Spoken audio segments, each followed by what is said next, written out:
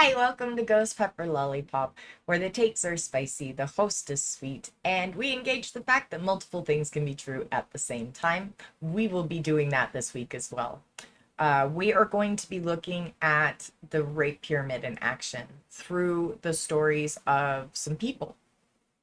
Hey, editing Ghost Pepper here. The story is actually one story. I misspoke calling it multiple.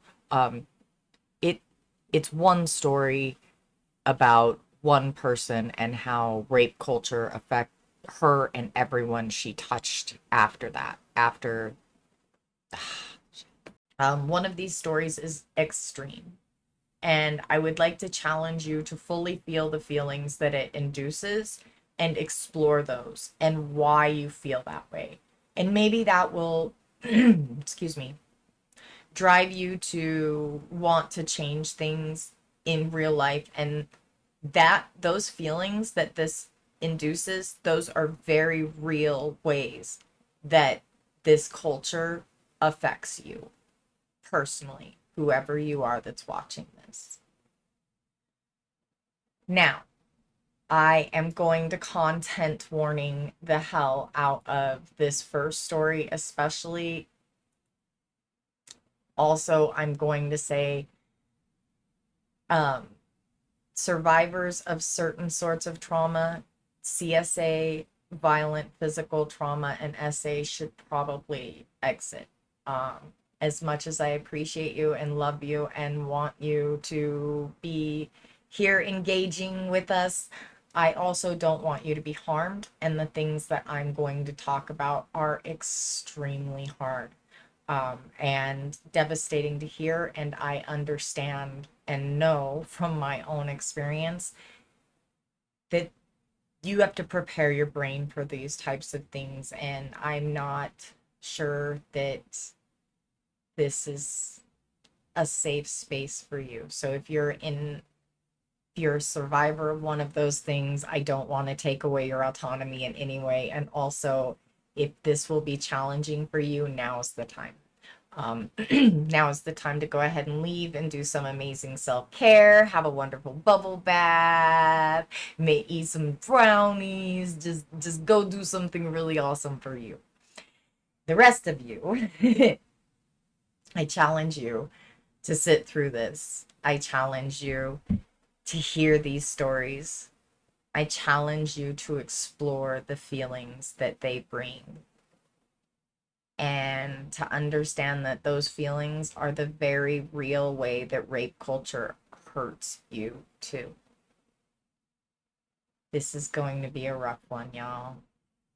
And I appreciate you being brave enough to sit through this. And if at any moment you have to bolt, do it and make sure. Self care, talking nicely to self, validate yourself and your feelings. They are valid.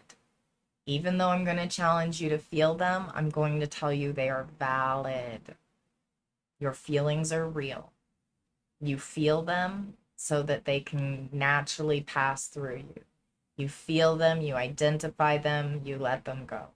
We're not here to put hooks in these things and pull them close to us, okay? So please don't think that's what I'm saying when I say I challenge you to feel the feelings. I challenge you to feel it and then let it go. Okay? That's hard.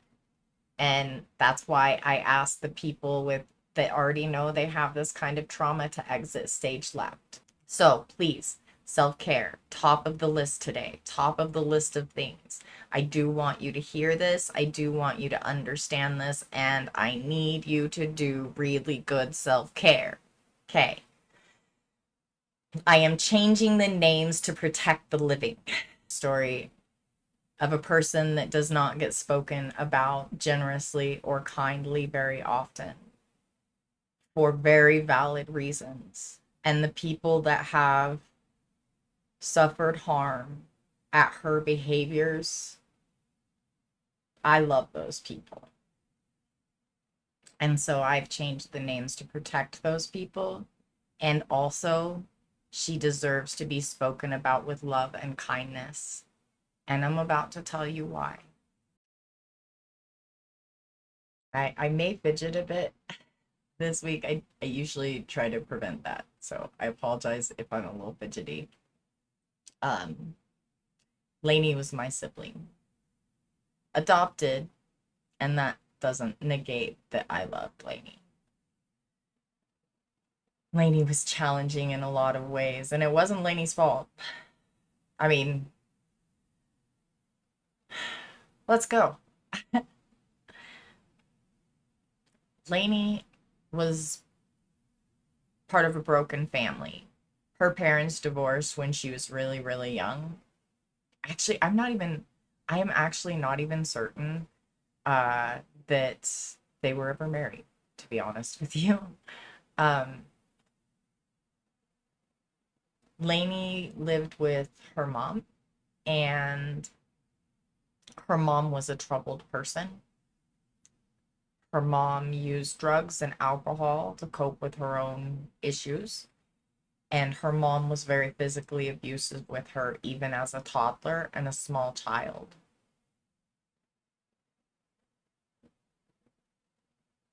Her mom began to allow Lainey to be SA'd by mom's partners and the people mom would get her substances from at around 5 years old. And those men were violent with Lainey when they would take their needs from her tiny body. Editing Ghost Pepper here, annoyed with my own ass language in that previous segment. It wasn't their needs, it was their sick desires, their sick, disgusting, pedophilic desires.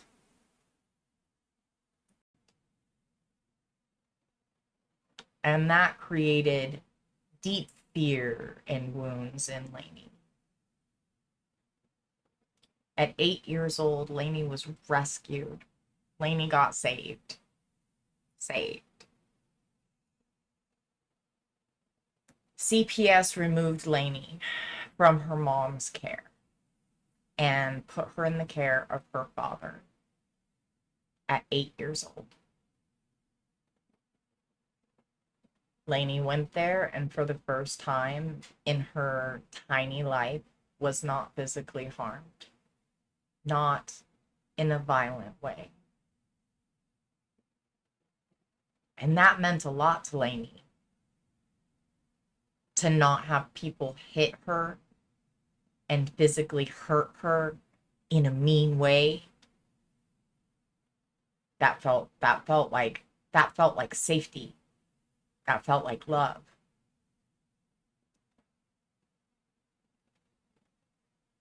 And so when Lainey's dad, Dick, started molesting Lainey, because he was gentle and coercive, excuse me, gentle and coercive, and he didn't hit her, Lainey felt like that was love and that was safety. And she made that home. She made that home in her mind and in her heart. And because he was gentle and coercive,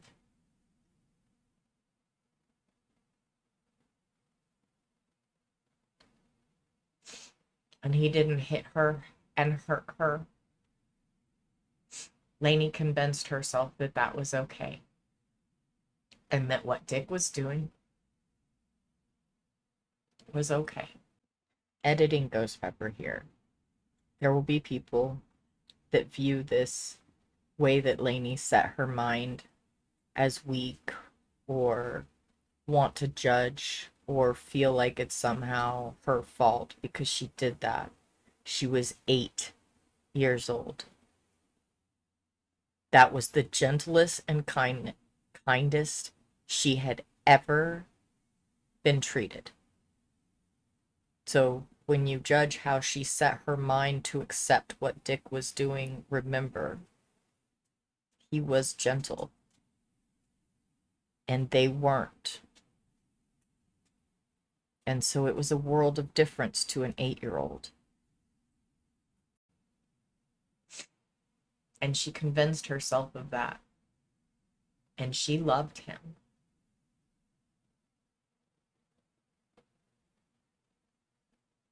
And she went through her life from 8 years old to 17 with her dad, Dick, having sex with her.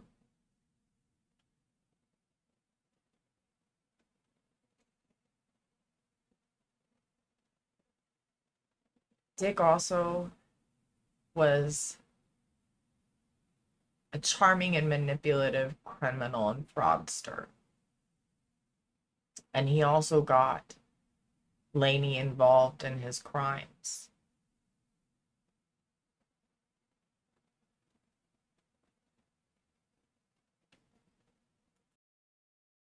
Dick was Dick is dead. Dick was a shameless criminal. Dick had no shame involving his daughter in his crimes or risking her freedom. When Lainey was about 18, she began to use heroin. She needed to silence all of the demons and numb some of the pain. She became addicted to heroin.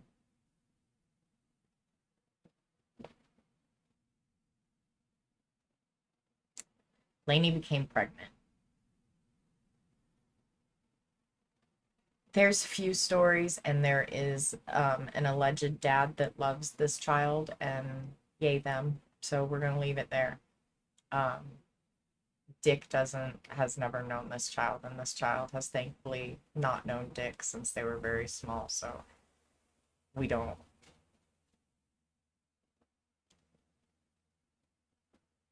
When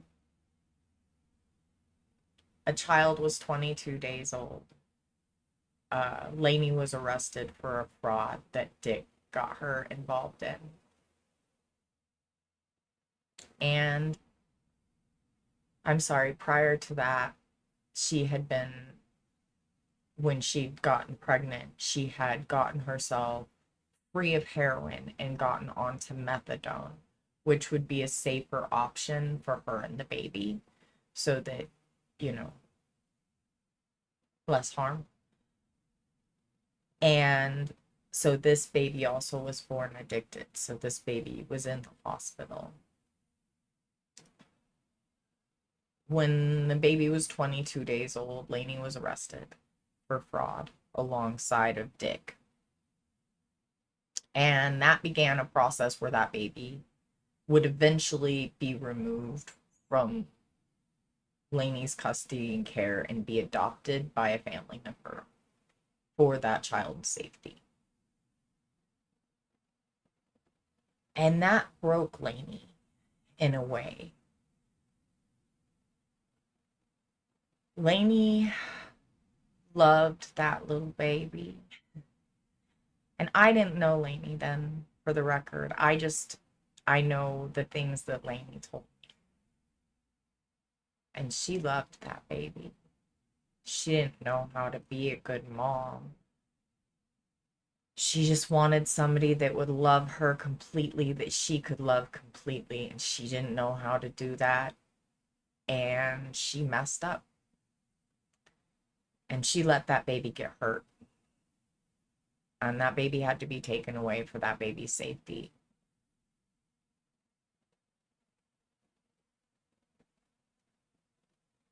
And Lainey couldn't, because Lainey couldn't stay away from Dick.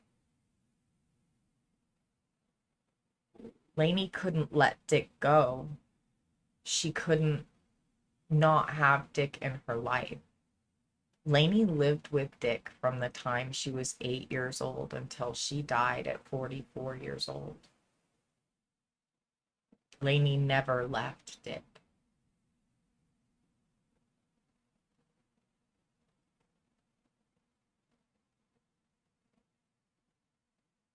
Supposedly, Dick stopped sexually assaulting Lainey before the birth of the first child. And Lainey went back to heroin off and on, but mostly remained on methadone throughout her life.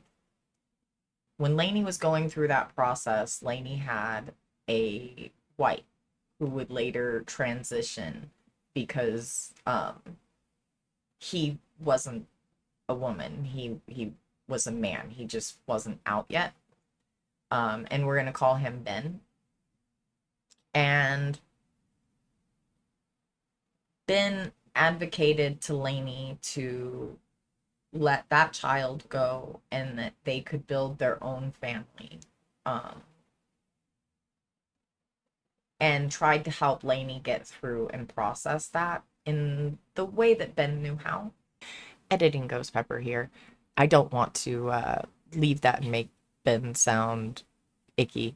Um, even though Ben was an enabler, it was not done out of malice. Ben loved Lainey. Um, Ben did that because in the state that Lainey's case was in, they would be able to take any future children from Lainey if they removed her rights by force. And so in order to protect her ability to keep future children, because Ben thought that it would break her to not be able to do that, he coaxed her into signing the papers and making that um, adoption smoother for the child, Lainey, and the rest of the family. It was done with love, not to replace the child and not with malice. But Ben mostly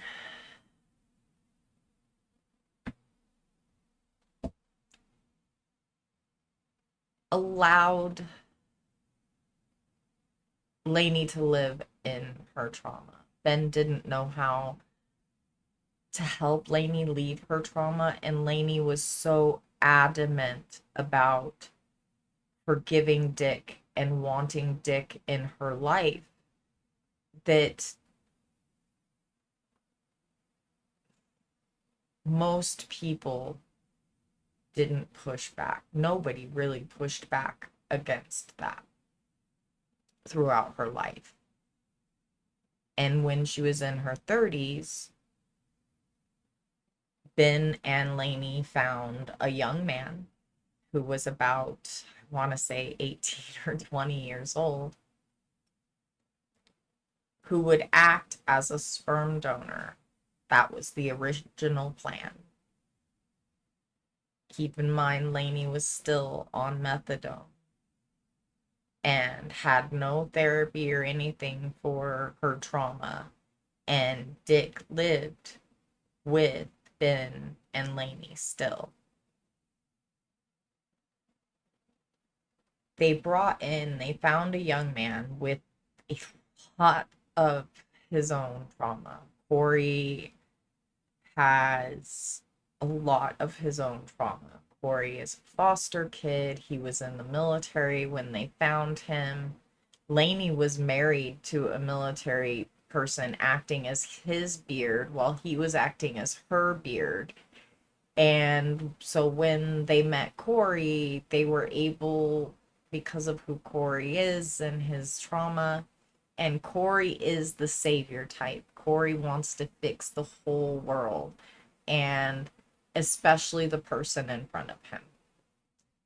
And so Corey will often take on things that will harm him in order to help people that he sees in pain. And so Corey agreed to be a sperm donor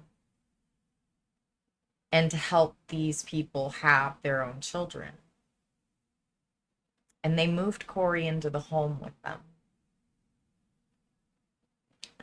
And they got Corey to help financially. And they got Corey, when the babies were born addicted to methadone, Corey was there with those babies. Corey changed diapers and took care of things because Lainey retreated at the birth of Wani, which is what nibbling number 1 will be referred to as.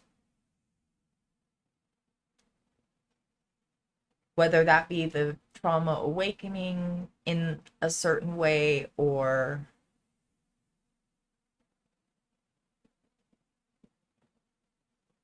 whether it was postpartum or a certain, or postpartum mixing with the trauma, I don't know.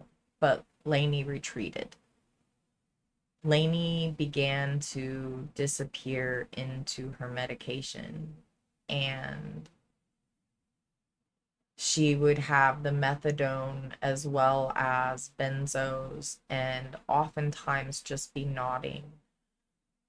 Lainey at that moment began living in her bed for the most part, and the world took care of Lainey. Lainey didn't leave her bedroom or her bed often. If she had to go to the bathroom or if she was forced to go to a doctor or something, would be the only time Lainey would really leave her room. Or if something drove her to be up, the need for society would drive her sometimes to get up and go engage the world.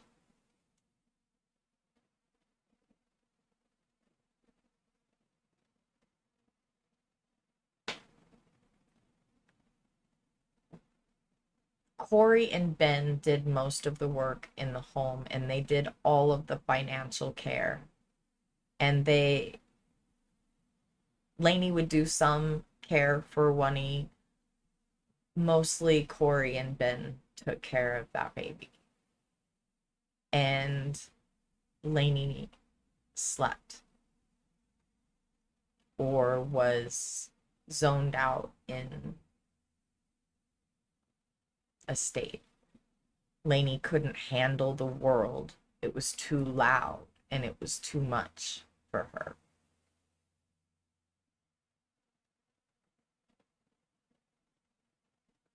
And nobody sought out help for Lainey then. Lainey got baby fever when Wani was, I think, two or three, and convinced Corey to get her pregnant again. Now, keep in mind, they weren't doing like a cup at a lab, they were doing actual physical encountering. And so then Lainey became pregnant with Tui, and Ben and Corey hoped that that would help Lainey. And they kept proceeding to take care of Wani. And Lainey would start to come out of things little bits and engage the world little bits. And Lainey gave birth to Tui. And Tui was addicted to methadone. And Tui remained in the hospital, a little shaking baby, for weeks. And Lainey disappeared once again into the fog of methadone and benzodiazepines because the world was too loud. Editing Ghost Pepper again. So with this, the medical professionals knew. The medical professionals were prescribing the methadone. The medical professionals were prescribing the benzodiazepines. The medical professionals were doing random UAs. She was required to be in therapy All of these things were happening. She was not unsupervised by medical professionals. So the people in her lives were counting on the medical professionals, and that the society or setup would do what it's supposed to and not what it did. This is the reality. This is what lives at the top of the rape culture pyramid.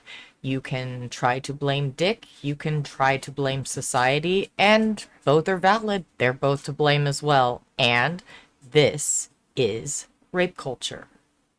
And Dick was right down the hall in the other room. And though she told everybody and kept trying to tell herself it was okay that that she forgave him, he was there.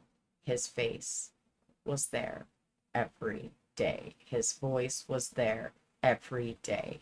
And he was becoming sick and sicker and needy and required care and demanded it of her. And she felt like that's her duty. She's the daughter, that's her duty. He saved her. He saved her from that awful woman who hit her and hurt her and let men hit her and hurt her in unspeakable ways. And he was always gentle. He never hit her.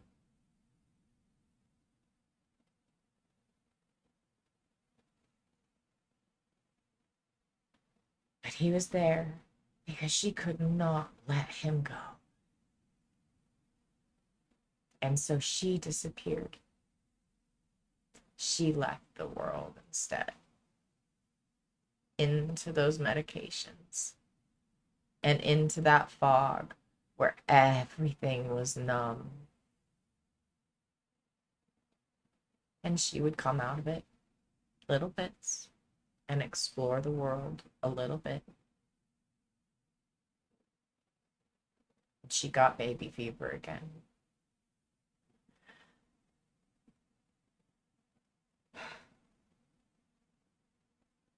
And at this point, the methadone buildup and the benzodiazepines are extreme, and nobody is being honest with how extreme. And what I mean by nobody's being honest is the doctors aren't being honest about what methadone does when it builds up in your system at the uh, high dose it was being prescribed to her. Nobody is honest about what that does to one's heart and etc. and how that buildup happens. And no one in the family is being honest with the doctors about how much Lainey is nodding and how little she is engaging with the world around her. And the fact that others in the family are going and obtaining extra benzodiazepines for her because they want to make the world better for her, and she's telling them that this is what she needs.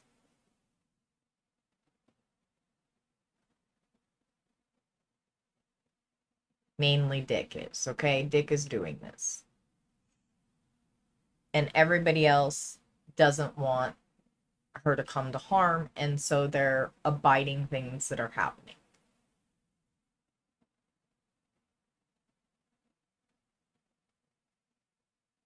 And Lainey gets pregnant again with 3E.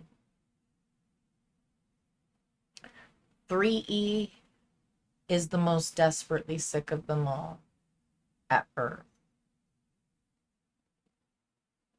3E spent months in the hospital, and 3E has issues.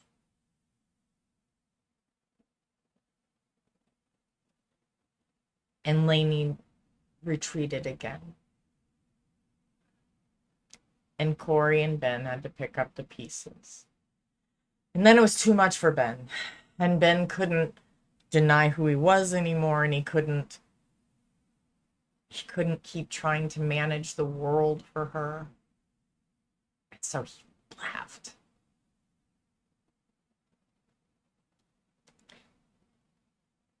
And part of the reason was Lainey and Corey had decided to start a relationship.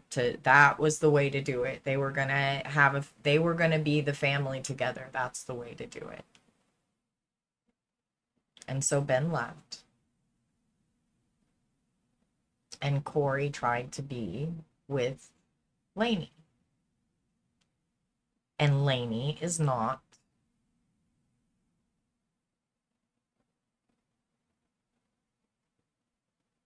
Lainey didn't want just Corey. Lainey's gay.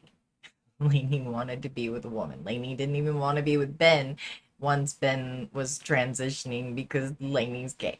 So there's that. It just is. So anyway, but Lainey would try to deny herself and do what was the right thing. Also, Lainey relied on Corey. Without Lainey didn't work. Lainey had not worked since before Wani was born. Lainey never worked. Lainey stayed in the bed. Lainey didn't do anything. Lainey didn't cook. Lainey didn't clean. Lainey did nothing. Corey and Ben did everything. And then when Ben left, it was Corey. Corey had to take care of 1E, 2E, 3. Corey also had to take care of Lainey. Editing Ghost Pepper here. It sounds really ungenerous to Lainey and that she relied on others for her financial survival. Lainey was disabled. Lainey was psychologically paralyzed by her trauma. The fact that her abuser was always just the next room over prevented Lainey from ever leaving her trauma. She was always paralyzed by it. And the doctors continued to prescribe the anti-anxiety medication and the methadone. And the therapist that she was assigned to continued to talk to her about the weather. And she continued to not engage the world and to disappear into the comforting numbness of her medications that were prescribed by doctors. Corey was responsible for everything financially and physically, and it was a lot. It was too much.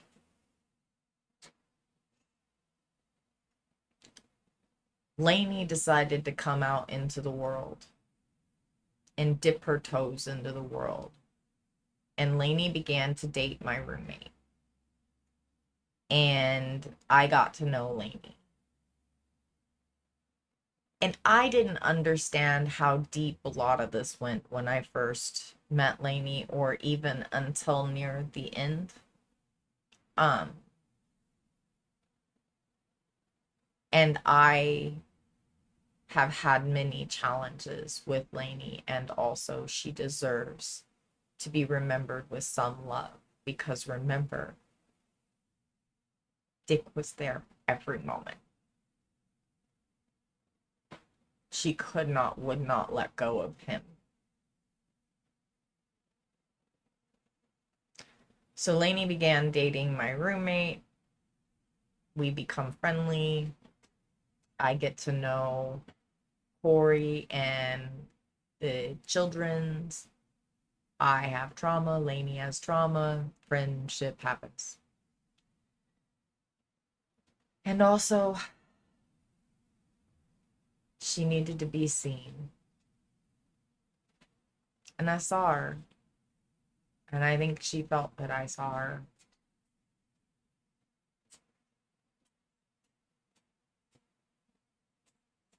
Lainey wasn't a whole person. She didn't have a lot of personality, or she didn't know how to engage people really. She wanted to sometimes. A lot of the time she just really wanted to not feel it. So she was trying to be out in the world, and she was dating Emma. I just came up with that on the fly. And Emma had a partner and things, and it ended up that Emma cheated and did some shady things. And so Emma and Lainey broke up. Still, I didn't know how bad things were for and with Lainey. And nobody was really good at like expressing that. So Lainey disappears back into her bedroom. But sometimes we go visit. And we mostly go visit Corey and the kids and things, but you know, we care if Lainey's okay too. And this proceeds for a couple of years. And Corey meets Jesse, and Jesse is full of life. And Jesse is a mom as well. And Jesse is a single parent. And Jesse is vivacious. And Jesse is fun to be around. And Jesse is awake. Jesse is not numbed out by medications, and Jesse wants to fully engage, and Jesse is interested in Corey. And not just Corey's finances or Corey's ability to do things for Jesse, but Jesse is interested in Corey.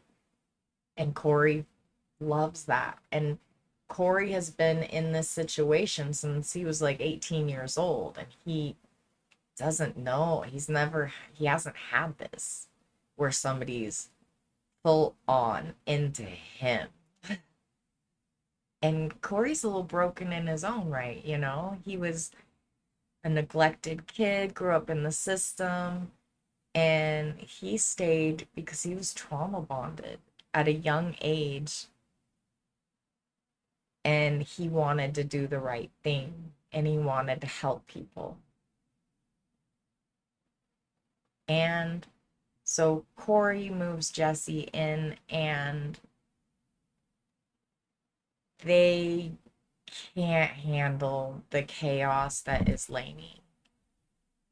Lainey's a hoarder, and Lainey does not leave the bedroom, and Lainey smokes, and she won't go outside to do that. She's constantly burning holes in her clothes and in the bed, and there's kids in the house, and Jesse just, that's too much, you know? And Jesse's the first person to ever stand up and say, no, too much.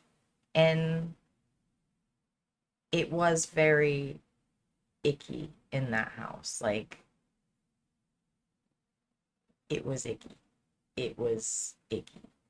When Corey was taking care of the kids were cared for and loved. And it was mostly Lainey's space that was super icky.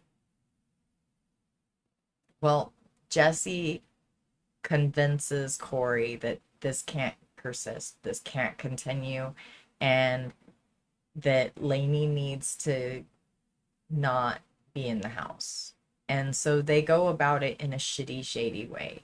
And they throw Lainey and the kids and Dick out of the house. Lainey was dating a girl, and so that girl did, and Dick figured out what they figured out, got them a place, and Lainey moved in there with her kids. And they were out of heat when they called me. I went, I helped get them heat, and we took in Lainey and the kids for a while. And we tried to convince her to let go of Dick, and she couldn't. I believe it's called Stockholm Syndrome or something, but she couldn't. And so we were relegated to doing everything for those kids to care for them because Lainey disappeared again. She tried to come out for a while and she couldn't. And then she laid hands. And then she had to go. And she fought to keep possession of her children, even though she couldn't care for them until the moment she died because she loved them and she wanted them, even though every inch of that was selfish because she somehow thought it would fill the hole in her that she couldn't even be honest about what was making it.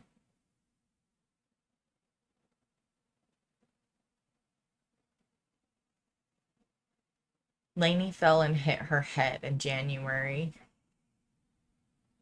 and she went to sleep and she never woke up.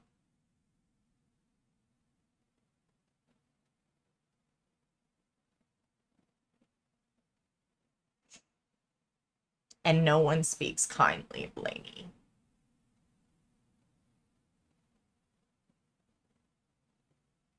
Because Lainey hurt people by her refusal to be a person or engage them honestly or engage the world.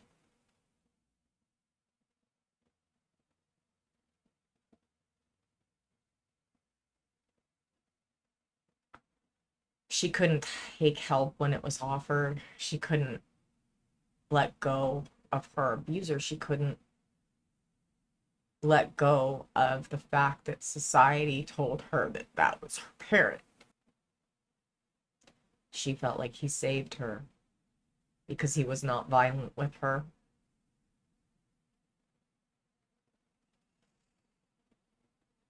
She had never had anyone try to save her, not in a real way, since he saved her. There were adults in her life that knew what was happening to her and left her there. Because you got to keep that in the family. That stays behind closed doors. To the extent that she wouldn't accept help when it was offered, and she would not let him go.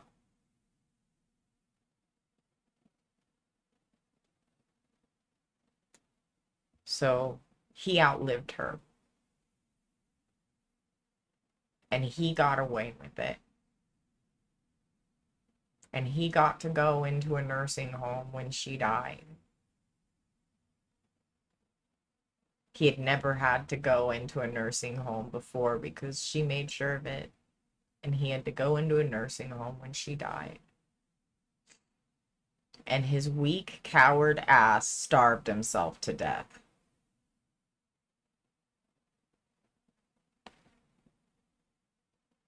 Ding dong, Dick is dead. Lainey never really had a chance.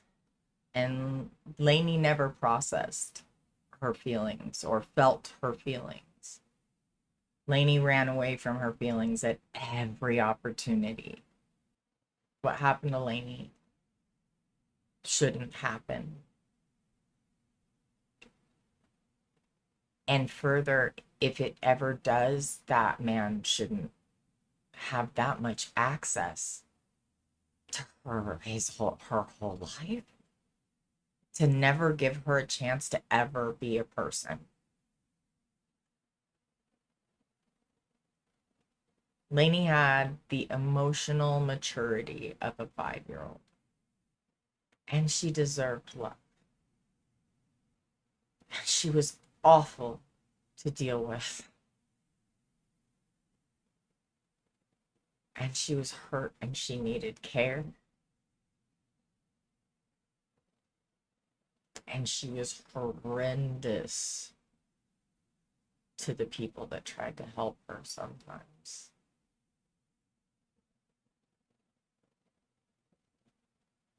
And all the while, he sat there, sucking the air out of every room. And she dug her hooks in and kept that trauma close.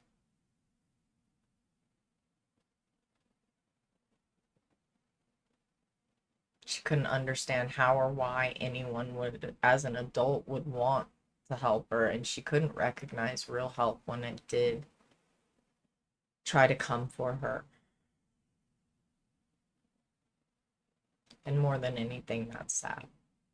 Not feeling her feelings, not wanting to, refusing to, created behaviors, mostly disappearing. Oftentimes,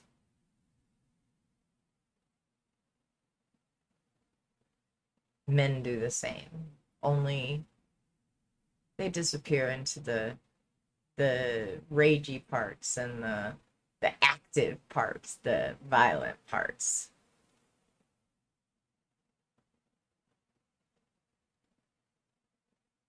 And also don't process their feelings.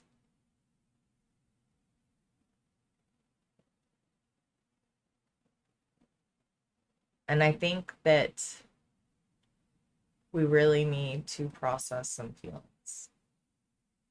I think that we need to engage with the feelings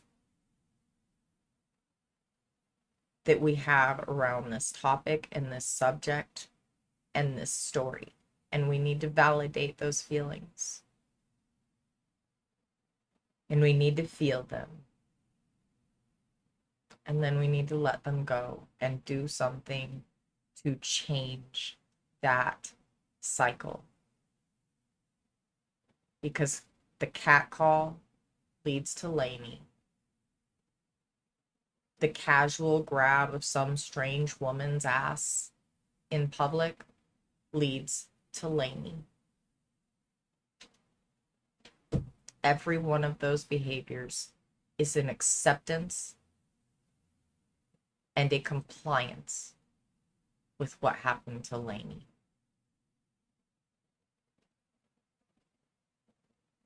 Every catcall causes a Lainey.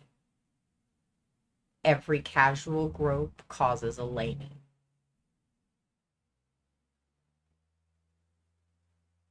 Every time a misogynist comment is just ignored, every time you go, excuse me, when you're told that a misogyny just happened, every time you look for a reason to not have that behavior that is being called out, recognized, and named, leads to a Lainey.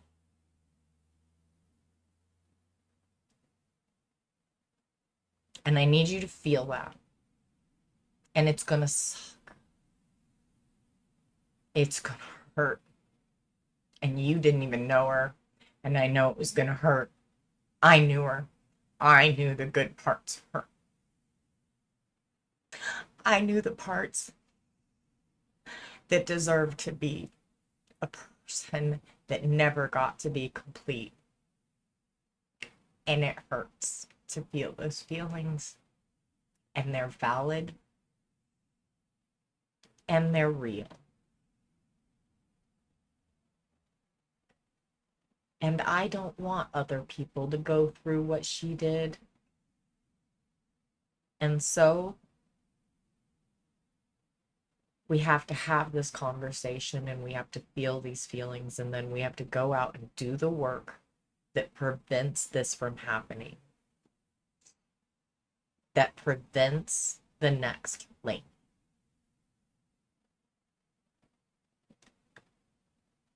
I challenge you to go and I challenge you to listen to every Epstein victim that has come forth to this date.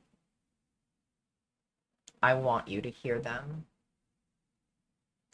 I want you to accept what they're willing to tell you and not try to push for more. Do not ask them to validate their trauma.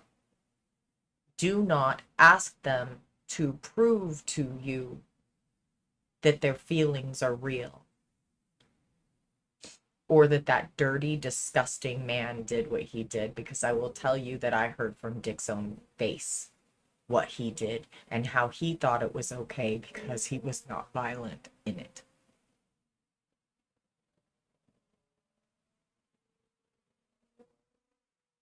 Hear them. And when you see something in the comment section asking them to validate that, you go and you shut that down and you tell that person no. If somebody in your life shuts down and invalidates somebody that is going through this sort of thing, you shut them down and you tell that person their feelings are valid. If we want to heal this, we have to validate the feelings and we have to have the hard conversation. And fixing this begins in our own homes, our own societies, our own workplaces.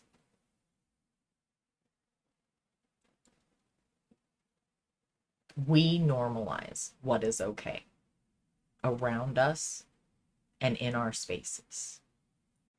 We tell people how it's okay to treat us. We tell people through our compliance, oftentimes, what we will accept from them and what we won't. Well, compliance or lack thereof, I guess. If you don't want to be called a certain thing and you tell a person, don't call me that, and they continue to do so, but you vocalize that they should not, that is a person that will continue to cross your boundaries. And you need to make a decision on whether or not it's safe for you to have that person in your life anymore. And it's okay to love people from a distance if they refuse to manage your boundaries, or I mean, not manage. They shouldn't manage your boundaries. You should manage your boundaries. If they refuse to respect your boundaries, you do not have to accept people stepping over your boundaries, and you have to learn to set boundaries. You have to learn to be able to get through the icky anxiety feeling in the belly to say that this is not okay, don't do that. If somebody were sitting there poking you repeatedly, you wouldn't let them continue to do that. You would tell them to stop, and you would probably push them off of you validly. And it has to be the same thing with these things. And it has to be that way with everything, honestly, especially with the degree we've gotten to where people don't necessarily understand and respect boundaries. We have sort of a epidemic of that. But you tell people in your life what is okay with you. If you laugh because Uncle Joe just made the funniest joke about how women can't drive, you're just perpetuated the problem. You just said it's okay. What happened to Lainey's okay. We'll keep doing this. It's fine.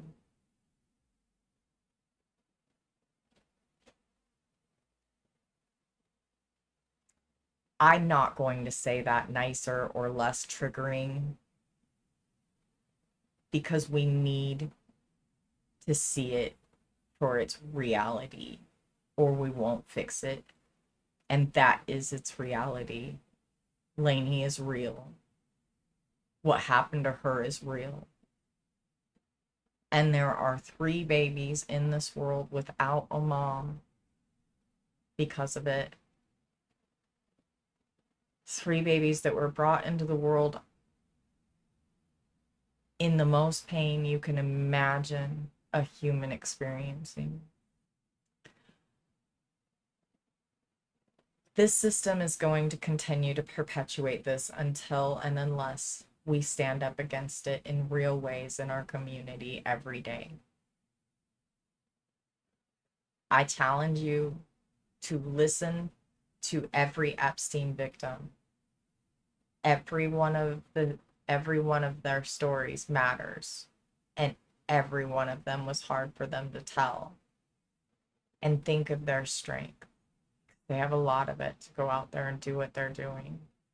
Remember, be good to yourself when you're doing this work. because you're the only person that's going to be with you from the moment you come into this world until the moment you leave it. So you should really be good to you. And these are big, tough things that we're talking about, and the feelings I'm asking you to explore are heavy and challenging. So make sure to mentally prepare yourself for the work.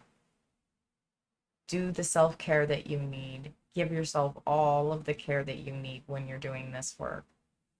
And remember, stopping these problems begins right in our own societies, in our chat rooms, in our living rooms, at our kitchen tables, at Thanksgiving dinner, at Christmas dinner, at the bar. That's where it begins. That's where we change the permission structure of this society. And when a person refuses to abide your boundaries, get away from them. I mean, that's just my personal, do you, you're an adult. But get away from them. If they tell you they're going to continuously cross your boundaries with no respect, it's time to exit stage left. Okay, this week has been heavy and challenging, and you have the one homework. Check in with the Epstein victims and feel those feelings fully while being kind to yourself. And you're not putting a hook in those feelings and drawing them close. You're feeling them and then letting them go. Okay? It's like inhale, exhale, only with feels. Also, you're still doing the saying two good things for every one bad thing you say about yourself, I hope, because that is continuing homework. That is something you just do now until you stop like talking to yourself like you're some sort of netherworld creature. Okay? Okay. So, change the narrative in your head and let's change the narrative in the world. And do take good care of yourself. I appreciate you for being here and listening to me and hearing Lainey's story, because she definitely deserves to have some love sent her way and the way of those beautiful children. So, you made it to the end of a hard week, and you're a rock star. That was hard, I know. Good job. Pom poms for you. Celebrations for you. Thank you so much, y'all. Remember, I have merchings, so if you don't mind clicking the merchings or buying merchings, or if you buy me a coffee, that would be nice too. You know, I really enjoy eating. It I don't know why it's such a fun hobby, but like it gives me this warm feeling in my tummy, and like sometimes it'll get full, and like I don't know why. That is a very cozy, safe feeling, and I am extremely fond of it. And also lentil spice cookies. Just, they're they're the best. Buy me lentil spice cookies. Okay, thank you. Love you. See you next week.